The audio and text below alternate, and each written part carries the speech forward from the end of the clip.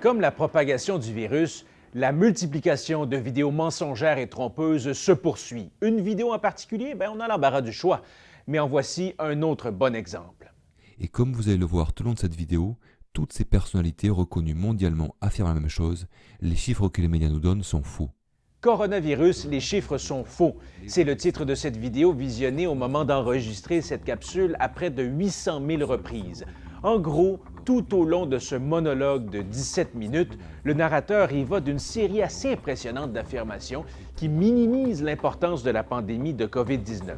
Au menu, informations fausses, détournées, inexactes ou prises hors contexte. Parmi les affirmations qui posent problème, le coronavirus n'est pas dangereux puisqu'il est peu mortel et ne tue que les personnes âgées et les gens déjà malades. D'abord, même s'il est vrai que le taux de mortalité de la COVID-19 est relativement bas en général, le grand danger de la COVID-19 est celui qu'il pose pour notre système de santé en entier. La grande inquiétude en ce moment, c'est que la pandémie surcharge les hôpitaux, ce qui met en danger non seulement les personnes atteintes de la COVID-19, mais aussi toutes les autres personnes qui nécessitent aussi des soins médicaux. Une autre affirmation fausse véhiculée dans cette vidéo, la pandémie et l'engorgement des hôpitaux qui en découlent sont identiques à ce qui s'observe pendant la grippe saisonnière. Faux! Contrairement à la grippe saisonnière, la COVID-19 génère un nombre inhabituellement élevé de patients qui nécessitent une hospitalisation de longue durée.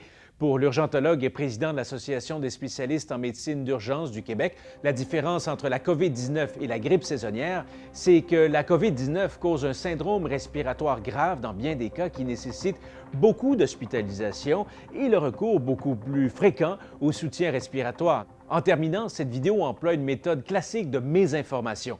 Sortir des affirmations d'experts de leur contexte et surtout amputer ces affirmations des portions qui nuisent aux énoncés que le narrateur tente de faire passer comme étant véridiques. L'article de Jeff Yates sur cette vidéo est vraiment à lire. Ce n'était ici que la pointe de l'iceberg.